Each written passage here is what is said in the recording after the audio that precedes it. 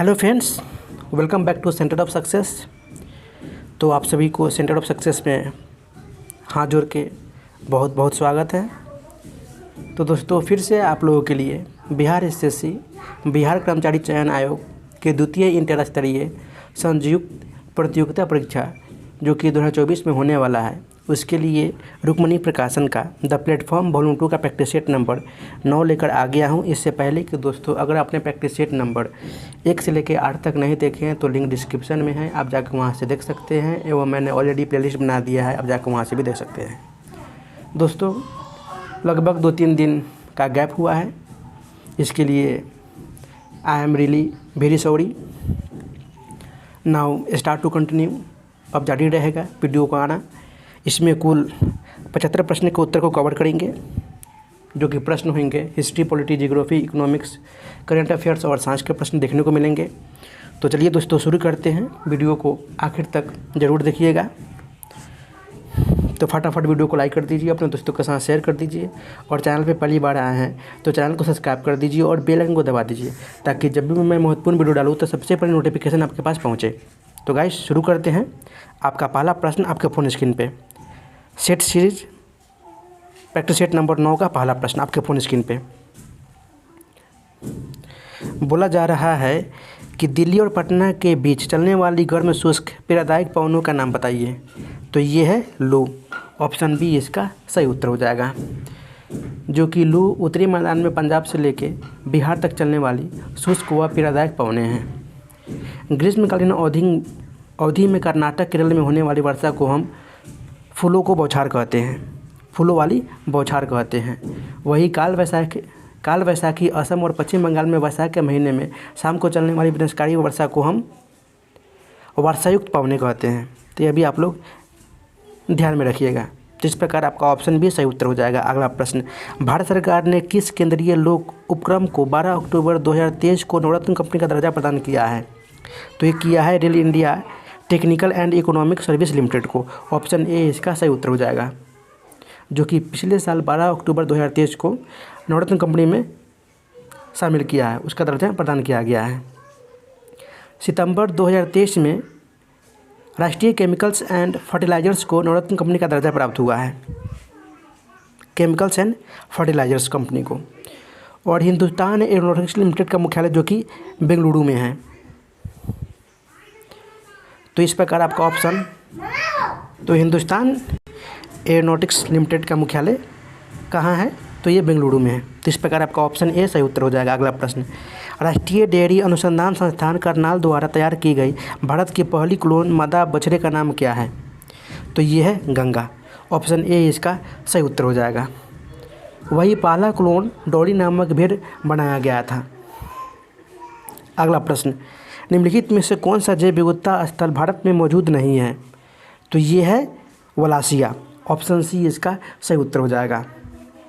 वलासिया जैव विविधता जो कि हॉट स्पॉट दक्षिण पूर्व एशिया में सुंडा और साहुल के बीच स्थित है। वर्ष 1992 में जो कि हस्ताक्षरित अंतर्राष्ट्रीय समझौता पहला जैव विविधता सम्मेलन कहलाता है। भारत में 4 जैव विविधता जो कि हॉट स्पॉट स्थल है: हिमालय क्षेत्र, पश्चिमी घाट एवं श्रीलंका जैव विविधता हॉट स्पॉट, इंडो बर्मा क्षेत्र और सुंडालैंड क्षेत्र। 22 मई को जैव विविधता दिवस मनाया जाता है। जैव विविधता दिवस सम्मेलन जो कि प्रत्येक 2 वर्ष पे मनाया जाता है। तो इस प्रकार आपका ऑप्शन सी सही उत्तर हो जाएगा। अगला प्रश्न, राजस्थान के अलवर से होकर गुजरने वाला अक्षांश जो कि खाली स्थान सेटा से होकर गुजरता है, तो ये सिक्किम से होकर गुजरता है। ऑप्शन डी इसका सही उत्तर हो जाएगा। 27 डिग्री उत्तरी अक्षांश राजस्थान के अलवर और सिक्किम के गंगटोक से गुजरता है। भूमध्य रेखा को जो कि 0 डिग्री अक्षांश रेखा कहा जाता है। अगला प्रश्न, राष्ट्रीय जलमार्ग संख्या 3 भारत के किस राज्य में स्थित है? तो यह है केरल में। ऑप्शन डी इसका सही उत्तर हो जाएगा। राष्ट्रीय जलमार्ग 01 जो कि गंगा, भगीरथी, हुगली से होकर निकलती हुई, ये यूपी, बिहार, झारखंड, पश्चिम बंगाल में इसकी लंबाई 1620 किलोमीटर है। वही राष्ट्रीय जलमार्ग संख्या 2 आपका ये ब्रह्मपुत्र नदी से निकलती हुई असम राज्य में, इसकी लंबाई 891 किलोमीटर है। वही राष्ट्रीय जलमार्ग 3 कोल्लम, कोट्टापुरम जो कि केनाल से निकलती हुई ये केरल राज्य में 205 किलोमीटर की लंबाई दूरी तय करती है। तो इस प्रकार आपका ऑप्शन डी सही उत्तर हो जाएगा। अगला प्रश्न, निम्नलिखित में से किस देश की भू सीमा भारत से जुड़ी हुई नहीं है? तो ये है ताजिकिस्तान की सीमा भारत से जुड़ी हुई नहीं है। ऑप्शन बी इसका सही उत्तर हो जाएगा। भारत की जलीय सीमा या समुद्री सीमा से संबंध 7 देश हैं। वो आपका इस प्रकार है: पाकिस्तान, मालदीव, श्रीलंका, बांग्लादेश, म्यांमार, थाईलैंड और इंडोनेशिया। भारत की जल एवं स्थल सीमा से लगा देश बांग्लादेश, म्यांमार एवं पाकिस्तान है। भारत का सबसे दक्षिणी बिंदु जो कि इंदिरा पॉइंट है, यह वृहद निकोबार द्वीप समूह में स्थित है। तो यह भी आप लोग ध्यान में रखिएगा। भारत की कुल स्थल सीमा की लंबाई 15,200 किलोमीटर है एवं इसके तट भाग की कुल लंबाई 7,516 किलोमीटर है। अगला प्रश्न, निम्नलिखित में से वर्तमान में भारतीय महिला क्रिकेट टीम के मुख्य कोच कौन हैं? तो ये है अमोल मजुमदार। ऑप्शन डी इसका सही उत्तर हो जाएगा। वही भारतीय महिला वॉलीबॉल टीम के कोच है डॉक्टर रविंद्र वांसटू। वही बीसीसीआई के अध्यक्ष है रोजर बिन्नी एवं बास्केटबॉल फेडरेशन ऑफ इंडिया के अध्यक्ष है आधो अर्जुन। तो इस प्रकार आप लोग ध्यान में रखिएगा। अगला प्रश्न, निम्नलिखित में से दूसरा उच्च भारतीय नागरिक सम्मान कौन सा है? तो भैया ये है पद्म विभूषण। ऑप्शन डी इसका सही उत्तर हो जाएगा। दूसरा, वही सर्वोच्च नागरिक सम्मान भारत रत्न है और तीसरा सर्वोच्च नागरिक सम्मान आपका ये पद्म भूषण है। तो ये भी आप लोग ध्यान में रखिएगा। और चौथा सर्वोच्च नागरिक सम्मान आपका ये पद्मश्री है। भारत रत्न की शुरुआत जो कि 1954 में हुई थी। अगला प्रश्न, ज्ञानपीठ पुरस्कार किस क्षेत्र वाले को दिया जाता है? तो ये साहित्य के क्षेत्र में दिया जाता है। ऑप्शन ए इसका सही उत्तर हो जाएगा। जिसकी स्थापना 1961 में टाइम्स ऑफ इंडिया ग्रुप के प्रकाशक साहू जैन के द्वारा की गई थी। और प्रथम ज्ञानपीठ सम्मान पुरस्कार जो कि 1965 में शंकर कुरूप को दिया गया था। यह पुरस्कार भारतीय संविधान की 8वीं अनुसूची में 22 भाषाओं एवं अंग्रेजी के लेखकों को दिया जाता है।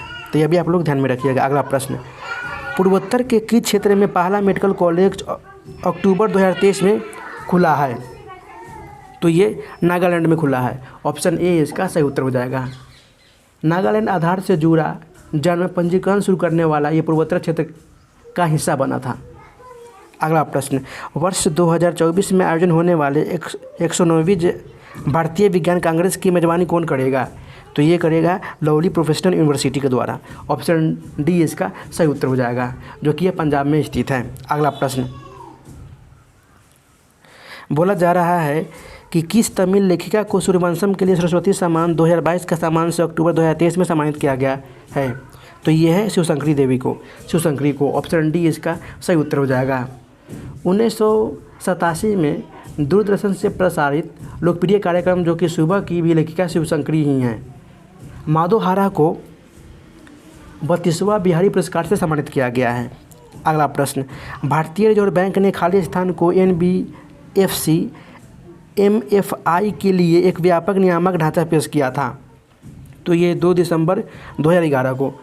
ऑप्शन बी इसका सही उत्तर हो जाएगा। अगला प्रश्न, देश की पहली डिजिटल एड्रेस सिटी होगी? तो ये होगी इंदौर, मध्य प्रदेश के इंदौर, जो कि सबसे 12 शहर है एवं स्वच्छता सूचकांक में लगातार तीसरी बार शीर्ष स्थान बना हुआ है। अगला प्रश्न, फिर यहाँ से आपका मैथ रीजनिंग का प्रश्न शुरू हो गया है। तो आपको फिर से मैं 31 नंबर क्वेश्चन पे लाना चाहूँगा। बोला जा रहा है कि उस बौद्ध ग्रंथ का नाम बताइए जिसमें त्रिभुजों के नियमों का उल्लेख किया गया है। तो ये बौद्ध ग्रंथ है विनय पिटक। ऑप्शन बी इसका सही उत्तर हो जाएगा। विनय पिटक की रचना उपालि द्वारा किया गया था। विनय पिटक में संघ के आचरण और नियमों का उल्लेख किया गया है। मुख्य बौद्ध साहित्य आपका ये त्रिपिटक है। यह भी आप लोग ध्यान में रखिएगा, जो कि त्रिपिटक 3 तरह के होते हैं: शुद्ध पिटक, विनय पिटक और अभिधम पिटक। अभिधम पिटक की रचना तृतीय बौद्ध संगति में किया गया था एवं अभिधम पिटक में ही बुद्ध के दार्शनिक विचारों का संकलन किया गया है। अगला प्रश्न, अभिधम पिटक। अगला प्रश्न, हुमायूं का मकबरा कहाँ स्थित है? तो ये दिल्ली में है। ऑप्शन बी इसका सही उत्तर हो जाएगा। वही जहांगीर का मकबरा लाहौर में स्थित है। शाहजहाँ का मकबरा आपका ये आगरा में स्थित है। अगला प्रश्न, आनंद वन स्थापित करने के लिए कौन विख्यात है? तो ये है बाबा आमटे। ऑप्शन सी इसका सही उत्तर हो जाएगा। बाबा आमटे ने अपनी पूरी ज़िंदगी जो कि कुष्ठ रोगियों की सेवा में समर्पण कर दिए थे। बाबा आमटे का मूल नाम जो कि डॉक्टर मुरलीधर देवदास आमटे हैं। अगला प्रश्न, निम्नलिखित में से कौन सा युग्म सही नहीं है? तो अमीर खुसरो का संबंध सरोद वादक से है, ये कथन गलत है क्योंकि ये सितार वादक है। तो इस प्रकार आपका ऑप्शन ए सही उत्तर हो जाएगा। जबकि भीमसेन जोशी गान से संबंधित है, उत्पल दल फिल्म से संबंधित है एवं शंभू महाराज आपका ये कथक से संबंधित है। तो इस प्रकार आपका ऑप्शन ए सही उत्तर हो जाएगा। अमीर खुसरो, उन्हें तूते हिंद भी कहा जाता है। अमीर खुसरो आपका ये तबला और सितार के आविष्कारक हैं। अमीर खुसरो अलाउद्दीन खिलजी के समय मुख्य राजकवि रहा करते थे। अगला प्रश्न, वर्ष 2026 में हॉकी पुरुष विश्व कप का आयोजन किस देश में होगा? तो ये बेल्जियम और नीदरलैंड में होगा। ऑप्शन बी इसका सही उत्तर हो जाएगा। वही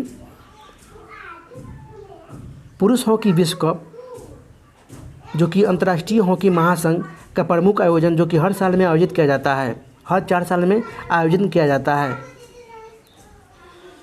फीफा विश्व कप 2026 का आयोजन अमेरिका, कनाडा और मेक्सिको में किया जाएगा। वही आईसीसी वनडे विश्व कप जो कि 2027 में आयोजन किया जाएगा, इसकी मेज़बानी दक्षिण अफ्रीका, जिम्बाब्वे और नामीबिया करेगा। तो ये भी आप लोग ध्यान में रखिएगा। अगला प्रश्न, प्रसिद्ध पर्यटक आकर्षण विक्टोरिया मेमोरियल खाली स्थान डैश में है? तो ये पश्चिम बंगाल में है। ऑप्शन ए इसका सही उत्तर हो जाएगा।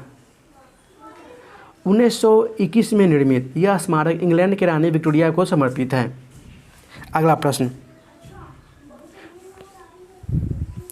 बोला जा रहा है कि नीली क्रांति किससे संबंधित है? तो ये मत्स्य उत्पादन से है। ऑप्शन सी इसका सही उत्तर हो जाएगा। वही भूरी क्रांति आपका ये उर्वरक उत्पादन से है। तो ये भी आप लोग ध्यान में रखिएगा।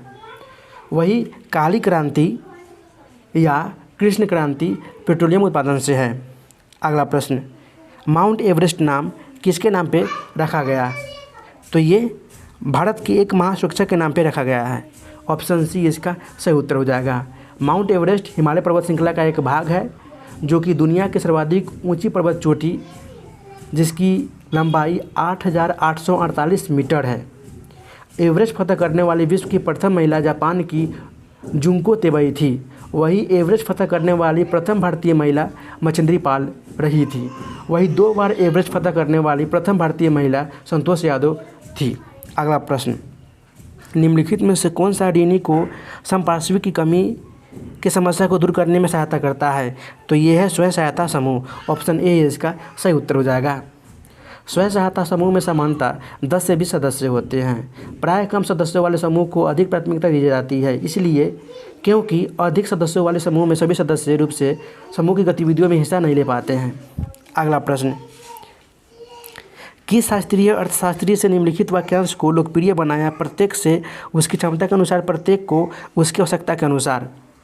तो ये है कार्ल मार्क्स। ऑप्शन बी इसका सही उत्तर हो जाएगा। पहली बार राज्य अर्थव्यवस्था सिद्धांत जर्मनी दार्शनिक कार्ल मार्क्स ने दिया था। अर्थशास्त्र की परिभाषा के संबंध में एडम स्मिथ जो कि इन्होंने अर्थशास्त्र धन का विज्ञान कहा था। अगला प्रश्न, चेंजू जनजाति विद्रोह दक्षिण भारत के किस क्षेत्र का जनजातीय विद्रोह था? तो ये आंध्र प्रदेश का रहा था। ऑप्शन डी इसका सही उत्तर हो जाएगा। 1921-22 में आंध्र प्रदेश के नलमल पहाड़ी क्षेत्र में हुए जनजातीय विद्रोह को हम चेंजू विद्रोह कहा गया था। चेंजू जनजाति आंध्र प्रदेश के अतिरिक्त तेलंगाना, कर्नाटक और उड़ीसा राज्य में भी पाया जाता है। तो ये भी आप लोग ध्यान में रखिएगा। अगला प्रश्न, पुष्यमित्र जो कि अंतिम और सम्राट वृहदत्त को सेनापति था ने राजा की हत्या कर दी और एक नए राजवंश की स्थापना की। निम्नलिखित में से उस वंश कौन सा था?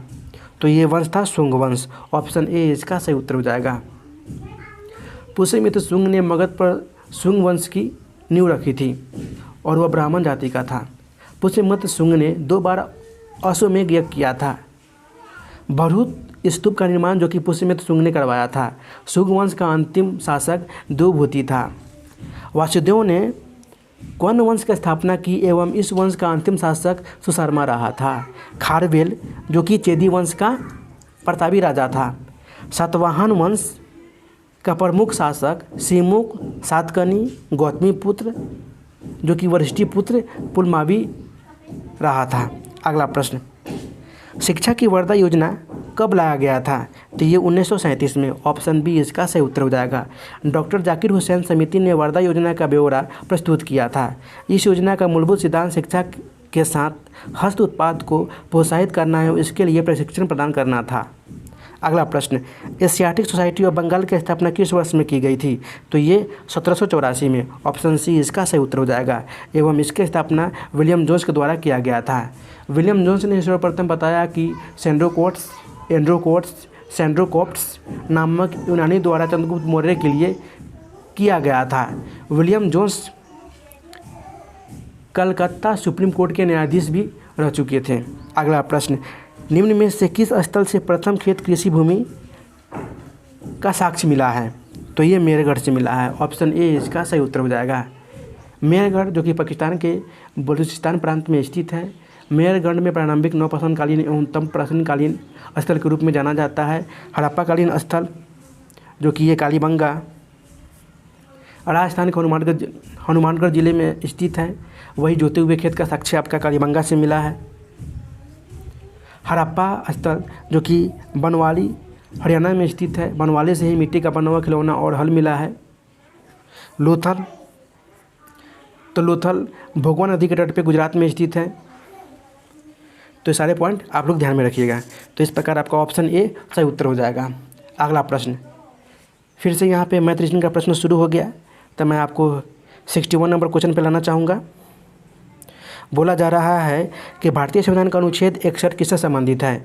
तो ये राष्ट्रपति का महाभियोग से संबंधित है। ऑप्शन बी इसका सही उत्तर हो जाएगा। महाभियोग का प्रस्ताव जो कि संसद के किसी भी सदन में प्रस्तुत किया जाता है। इस प्रस्ताव की सूचना जो कि राष्ट्रपति को 14 दिन पूर्व प्राप्त होनी चाहिए, पहले ही सूचना दी जाती है। 14 दिन से पहले सदन के कम से कम 127 सदस्यों को हस्ताक्षर भी होना चाहिए। राष्ट्रीय आपात, जो कि 352 में इसका उल्लेख किया गया है, एवं वित्तीय आपात 360 के बारे में दिया गया है। तो इस प्रकार और मौलिक कर्तव्य जो कि संविधान भाग 4 के क में निहित है, अनुच्छेद 51 के क में। तो इस प्रकार आपका ऑप्शन बी सही उत्तर हो जाएगा। अगला प्रश्न, भारत का संविधान का कौन सा भाग वित्त संपत्ति अनुबंध और मुकदमे छूट से संबंधित है? तो ये है भाग 12। ऑप्शन डी इसका सही उत्तर हो जाएगा। जो कि अनुच्छेद 264 से 300A तक वित्त संपत्ति अनुबंध और मुकदमे आदि का वर्णन किया गया है। अनुच्छेद 300 का जो कि संपत्ति का अधिकार के बारे में था, जो कि हटा दिया गया है। संविधान के भाग 9 में पंचायती राज का उल्लेख किया गया है।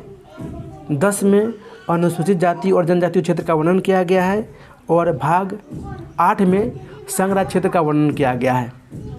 अगला प्रश्न, ब्रिटेन के किस कानून के द्वारा भारतीय प्रतिनिधियों को भारतीय विधान परिषदों इंडियन लेजिस्लेटिव काउंसिल के चुनाव में पहली बार सीटों का आवंटन किया गया था? तो ये है भारतीय परिषद अधिनियम 1892 के द्वारा। ऑप्शन बी इसका सही उत्तर हो जाएगा।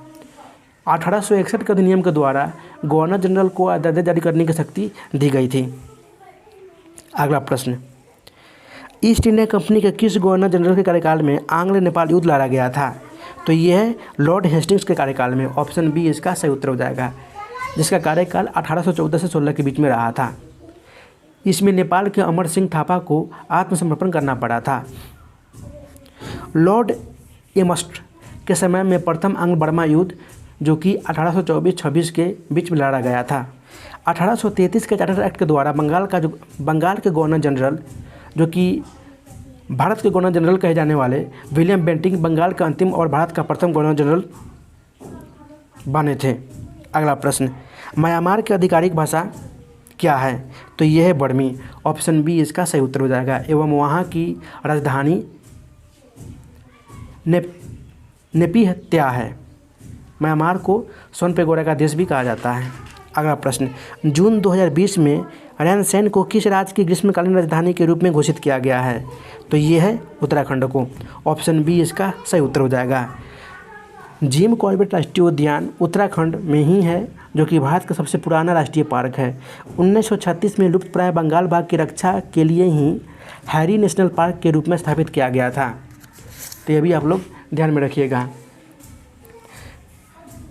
सिक्किम को 1975 में भारतीय संघ का अभिन्न अंग माना गया था। वही अरुणाचल प्रदेश को पहले नेफा के नाम से जाना जाता था।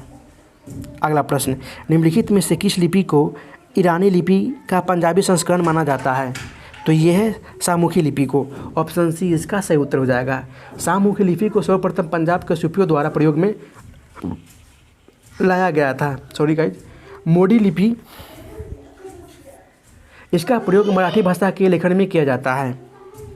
वही ग्रंथ लिपि का प्रयोग दक्षिण भारत के पल्लव, पांडव और चोल राजाओं ने अपने अभिलेखों में किया करते थे। संविधान के अनुच्छेद 343 के अनुसार संघ की राजभाषा हिंदी और लिपि देवनागरी है। अगला प्रश्न, 73वें संविधान संशोधन अधिनियम के अनुच्छेद 243H के अनुसार किसी राज्य को विधानमंडल निम्न निधि से पंचायतों को सहायता अनुदान करने का प्रावधान कर सकता है? तो ये है राज्य की संचित निधि से। ऑप्शन सी इसका सही उत्तर हो जाएगा। अनुच्छेद 243H के अनुसार विधान मंडल विधि बनाकर पंचायतों को यह शक्ति प्रदान करता है कि वह निश्चित सीमाओं के अधीन कर, शुल्क, टोल लगाए, एकत्र करे और उचित रीति से प्रबंधित भी करे। अगला प्रश्न, बिहार सरकार द्वारा चलाए जा रहे मुख्यमंत्री वृद्धन पेंशन योजना के संबंध में कौन सा कथन गलत है? तो इस योजना में 80 वर्ष से अधिक आयु वर्ग के वृद्धजन को 400 मासिक पेंशन दिया जाता है। यह कथन गलत है। ऑप्शन सी इसका सही उत्तर हो जाएगा। इस योजना के तहत जो कि 60 से 79 वर्ष आयु के वृद्धजन को 400 मासिक पेंशन इस योजना के तहत दे है। अगला प्रश्न, क्वेश्चन नंबर 70, मानव विकास रिपोर्ट निम्नलिखित में से किसके द्वारा प्रकाशित की जाती है? तो ये है यूनाइटेड नेशन डेवलपमेंट प्रोग्राम यानी यूएनडीपी के द्वारा। ऑप्शन सी इसका सही उत्तर हो जाएगा। यूएनडीपी का गठन जो कि 1965 में किया गया था एवं इसका मुख्यालय न्यूयॉर्क में है। 1990 में इस संगठन द्वारा पहली बार मानव विकास रिपोर्ट प्रकाशित की गई थी।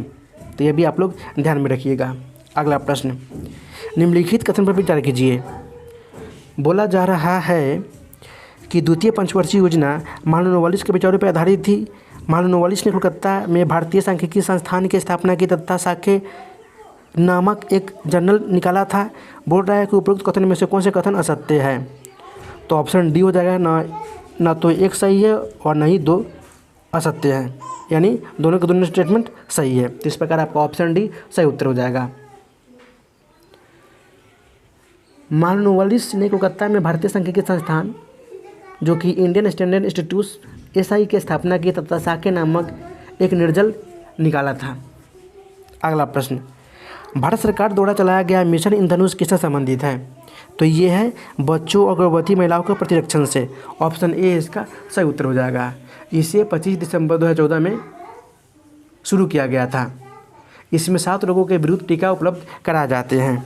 इसका मुख्य उद्देश्य था। अगला प्रश्न, प्रथम प्रधानमंत्री पंडित जवाहरलाल नेहरू ने कब नागौर राजस्थान में पहला ग्राम पंचायत का उद्घाटन किया था? तो ये 2 अक्टूबर 1959 को। ऑप्शन बी इसका सही उत्तर हो जाएगा।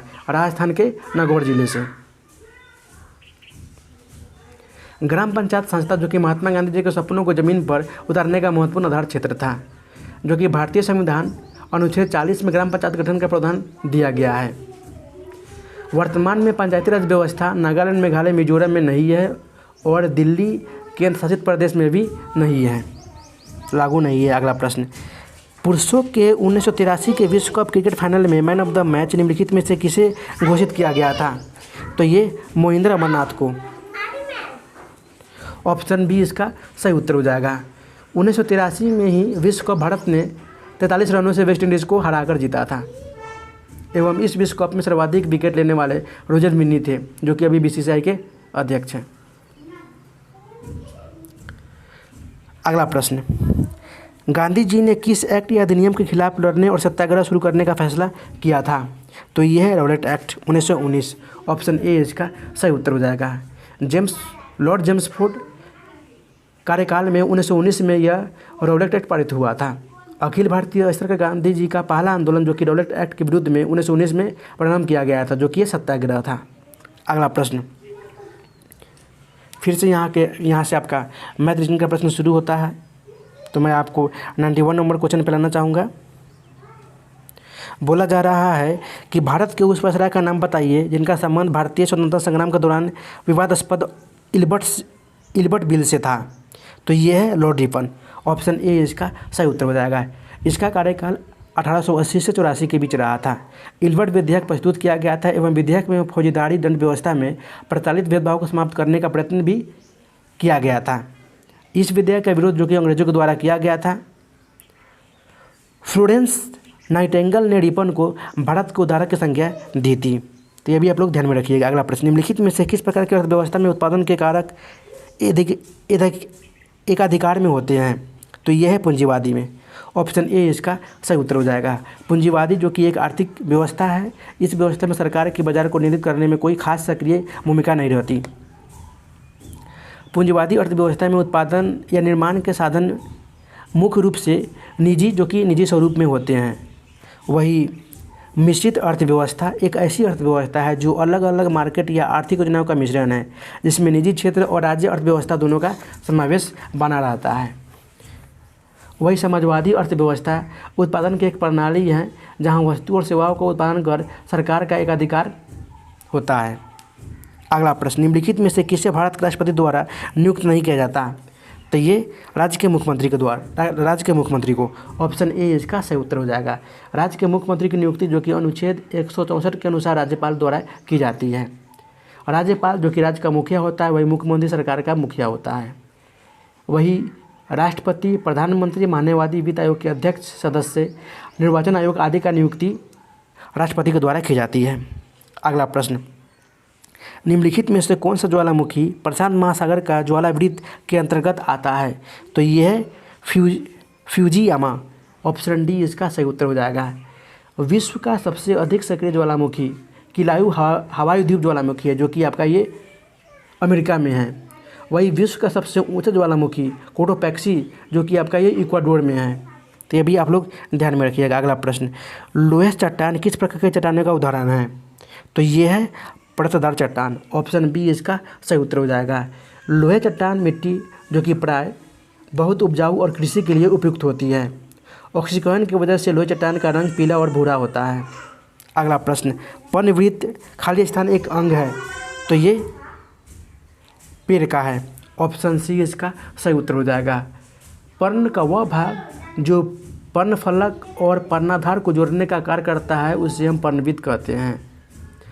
पर्णवृत्त के कार्य भी निम्न हैं। विशेष परिस्थितियों में पर्णवृत्त प्रकाश संश्लेषण का कार्य संपादित करके पौधे के लिए भोजन प्रदान करता है। पर्णवृत्त जो कि पत्ती को उचित मात्रा में प्रकाश उपलब्ध करवाने में सहायता करता है। पर्णवृत्त जड़ों द्वारा अवशोषित जल को और खनिज पदार्थों को तने और शाखाओं से पत्ती की मुख्य संरचना तक पहुँचाने का कार्य भी करता है।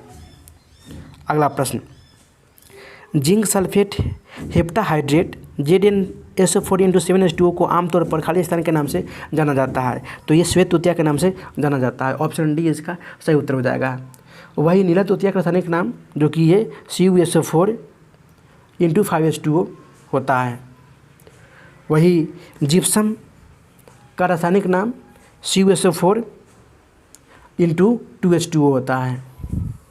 और बोला जा रहा है कभी कि एप्सम नमक का नाम, तो रासायनिक नाम इसका होता है MgSO4 तो ये भी आप लोग ध्यान में रखिएगा। अगला प्रश्न, निम्नलिखित में से कौन सा लाभकारी कीट नहीं है? तो ये है दीमक। ऑप्शन ए इसका सही उत्तर हो जाएगा। लाभकारी कीटों में रेशम कीट, मधुमक्खी और लाख कीट महत्वपूर्ण है। मधुमक्खी का वैज्ञानिक नाम जो कि एपिस इंडिका है और मधुमक्खी के नृत्य को हम बोलते हैं वेगल डांस। सुना ही होगा आप लोगों ने। अगला प्रश्न, AC जनित्र को DC जनित्र में परिवर्तित करने के लिए तो ये विभक्त वलय दिक् परिवर्तक का उपयोग किया जाता है। ऑप्शन ए इसका सही उत्तर हो जाएगा। विभक्त वलय दिक् परिवर्तक आर्मेचर के प्रत्येक अर्ध घूर्णन के पश्चात धारा की दिशा को उत्क्रमित कर देता है और डीसी में परिवर्तित कर देता है। एसी जनित्र में सर्पी वलय का प्रयोग किया जाता है, वही डीसी जनित्र में विभक्त विलय का प्रयोग किया जाता है। जनित्र विद्युत चुंबकीय प्रेरण के सिद्धांत पे कार्य करता है एवं मोटर विद्युत चुंबकीय प्रवाह के सिद्धांत पे कार्य करता है। तो ये भी आप लोग ध्यान में रखिएगा। अगला प्रश्न, निम्नलिखित में से किन्हें पादप जगत को उभयचरों के रूप में जाना जाता है? तो ये है ब्रायोफाइटा। ऑप्शन ए इसका सही उत्तर हो जाएगा। ब्रायोफाइटा में लैंगिक तथा अलैंगिक दोनों प्रकार का जनन होता है। वही जूओप्सिस सबसे छोटा ब्रायोफाइटा होता है। टेरिडोफाइट्स और अपुष्पोद्भिद, टेरिडोफाइट को हम अपुष्पोद्भिद कहते हैं, तो ध्यान में रखिएगा। अगला प्रश्न, चीनी के अल्कोहल में रूपांतरण की प्रक्रिया को हम क्या कहते हैं? तो इसे कहते हैं किण्वन। ऑप्शन बी इसका सही उत्तर हो जाएगा। वही एथेनॉल का निर्माण मुख्यतः स्टार्च और शर्करा युक्त पदार्थों के द्वारा किया जाता है, किण्वन के द्वारा किया जाता है। एल्कोहल व जल के मिश्रण को आसवन विधि द्वारा अलग किया जाता है, आसवन विधि द्वारा। अगला प्रश्न, संयोजी इलेक्ट्रॉन खाली स्थान मौजूद होते हैं, तो ये परमाणु की सबसे बाह्य कक्षा में। ऑप्शन बी इसका सही उत्तर हो जाएगा। संयोजी इलेक्ट्रॉन की संख्या जो कि 1 2 3 4 5 6 7 8 होता है, जबकि वर्ग में यह निहित रहता है। अगला प्रश्न, आप उन दबाव को क्या कहते हैं जो ग्राही की सतह पर आबंधित होकर इसके प्राकृतिक कार्य में विरोध उत्पन्न करती हैं? तो इसको बोलते हैं विरोधी। ऑप्शन डी इसका सही उत्तर हो जाएगा। अगला प्रश्न, किसी पदार्थ की मात्रा को मापने के लिए निम्नलिखित में से किस इकाई का उपयोग किया जाता है? तो ये मोल का उपयोग किया जाता है। ऑप्शन बी इसका सही उत्तर हो जाएगा। वही 1 मोल बराबर होता है 1/12 इंटू कार्बन 6 और 12 के एक परमाणु का द्रव्यमान के बराबर। वही मोलों की संख्या बराबर होता है दिया गया द्रव्यमान बटा आणविक द्रव्यमान। तो ये भी आप लोग ध्यान में रखिएगा। वही प्रदीप्ति घनत्व का ऐसा मात्रक लक्स होता है। चुंबकीय प्रेरण का ऐसा मात्रक टेस्ला होता है। कार्य ऊर्जा और ऊष्मा का ऐसा मात्रक जूल होता है। अगला प्रश्न,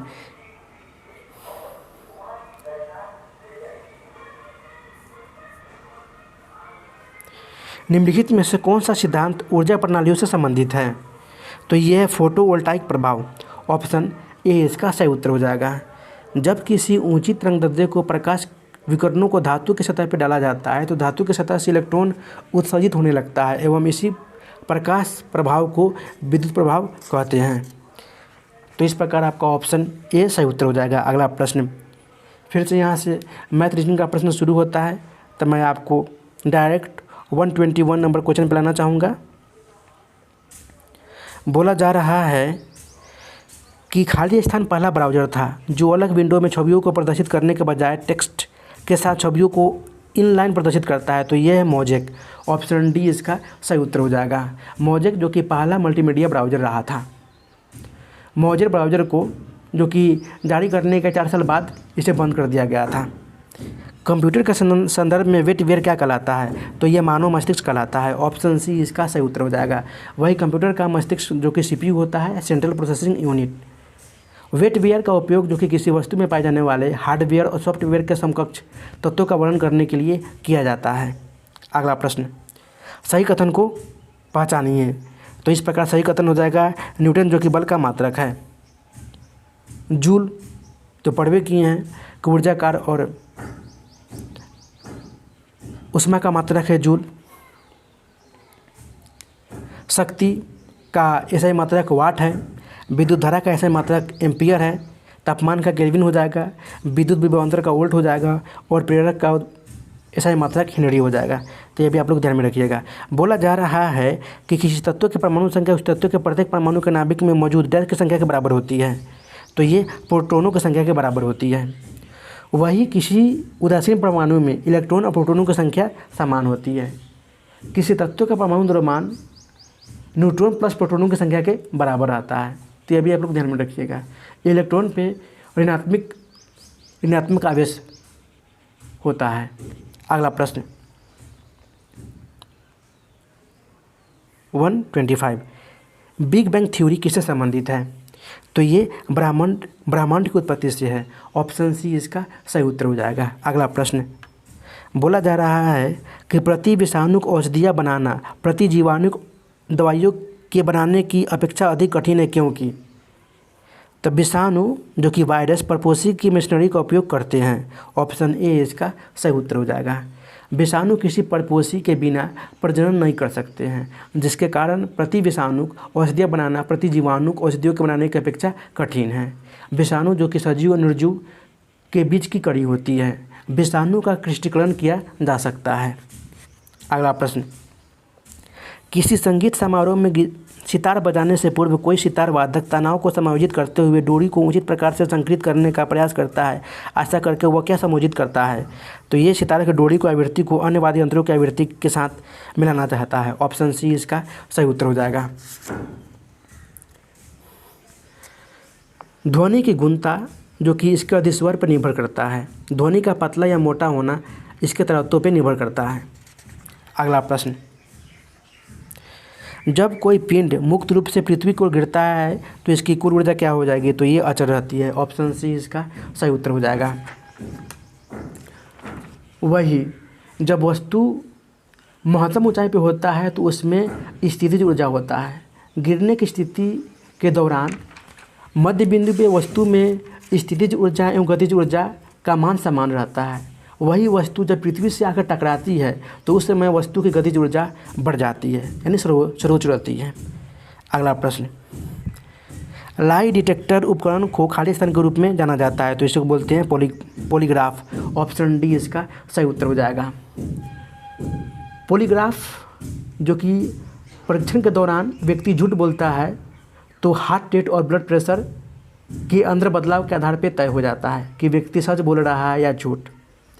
एड्रेनल हार्मोन के कारण भी यह पता चलता है कि व्यक्ति झूठ बोल रहा है या सच बोल रहा है, क्योंकि इससे व्यक्ति की बॉडी के अंदर बदलाव आते हैं। सिस्मोग्राफ जो कि आपका ये भूकंप की तीव्रता मापते हैं। अगला प्रश्न, निम्नलिखित में से किसका उपयोग सर्वाधिक आमतौर पर सौर सेलों में अर्धचालक के रूप में किया जाता है? तो ये गैलियम आर्सेनिक है। ऑप्शन ए इसका सही उत्तर हो जाएगा। गैलियम आर्सेनिक जो कि आपका ये पंचसंयोजी अशुद्धियाँ हैं एवं गैलियम आपका ये त्रिसंयोजी अशुद्धियाँ हैं। अगला प्रश्न, परितंत्र में एक पोषीय स्तर से अगले पोषीय स्तर तक स्थानांतरित होने के लिए उपलब्ध 10% ऊर्जा किस रूप में जाती है? तो ये रासायनिक ऊर्जा के रूप में जाती है। ऑप्शन सी इसका सही उत्तर हो जाएगा। उत्पादक सौर ऊर्जा को रासायनिक ऊर्जा में परिवर्तित कर देता है, जो अन्य पोषीय स्तरों में स्थानांतरित होती जाती है। किसी परितंत्र में सर्वाधिक संख्या उत्पादक की होती है और वही किसी परितंत्र में प्रमुख अपघटक कवक और जीवाणु होते हैं। अगला प्रश्न, जलती हुई मोमबत्ती को कांच के जार से ढकने पर क्या होगा? तो ये बुझ जाएगी, क्योंकि ऑक्सीजन की कमी हो जाएगी ढकने से। तो ऑप्शन बी इसका सही उत्तर हो जाएगा। वही ऑक्सीजन दहन का पोषक है। अगला प्रश्न, पीतल इनमें से किसका मिश्रण है? तो ये 30% जस्ता और 17% तांबा का मिश्रण है। ऑप्शन बी इसका सही उत्तर हो जाएगा। वही ब्रॉन्ज कांसा की बात करूँ तो कॉपर 88% और आपका यहाँ पे टिन हो जाएगा 12%। ये भी आप लोग ध्यान में रखिएगा। गन धातु में कॉपर 88%, टिन 10% और जिंक आपका ये 2% रहेगा। एल्युमिनियम ब्रॉन्ज में कॉपर 90% और एल्युमिनियम 10% रहता है। तो ये भी आप लोग ध्यान में रखिएगा। अगला प्रश्न, सोडियम एक अभिक्रियाशील धातु है जो खुले रखे जाने पर खाली स्थान के साथ अभिक्रिया करके विस्फोट के साथ आग पकड़ लेता है। तो ये ऑक्सीजन के साथ। ऑप्शन डी इसका सही उत्तर हो जाएगा। सोडियम का उपयोग जो कि प्रबल अपचाय के रूप में करते हैं। लाल फास्फोरस का उपयोग जो कि माचिस उद्योग में किया जाता है। चूहे के विष सफ़ेद फास्फोरस, पोटेशियम साइनाइड और जिंक फास्फोरस से बनता है। तो ये एक्स्ट्रा नॉलेज बताने के लिए मैं बोल दिया हूँ। अगला प्रश्न, बोला जा रहा है कि निम्नलिखित में से किस पौधे को जड़, तना और पत्तियां में विभेदित नहीं किया जा सकता है? तो ये स्पाइरोगोरा को जड़, तना, पत्तियां में विभेदित नहीं किया जा सकता। तो इस प्रकार आपका ऑप्शन सी सही उत्तर हो जाएगा। स्पाइरोगोइरा जो कि एक क्लोरोफिल युक्त पाया जाने वाला शैवाल है। शैवाल में जनन कायिक अलैंगिक और लैंगिक होता है। शैवाल में लैंगिक जनन में 2 गैमेट्स के संयोजन से होता है। तो इस प्रकार आपका ऑप्शन सी सही उत्तर हो जाएगा। तो दोस्तों, वीडियो को शुरू से अंत तक देखने के लिए आपको बहुत बहुत धन्यवाद। वीडियो अगर अच्छी लगी हो तो वीडियो को लाइक कर दीजिए प्लीज़, एवं दोस्तों के साथ शेयर कर दीजिए। और चैनल पे पहली बार आए हैं तो चैनल को सब्सक्राइब कर दीजिए और बेल आइकन को दबा दीजिए, ताकि जब भी मैं महत्वपूर्ण वीडियो डालूँ तो सबसे पहले नोटिफिकेशन मिल जाए आपको। तो फिर मिलते हैं नेक्स्ट वीडियो में, तब तक के लिए goodbye, Jai Hind, take care of yourself.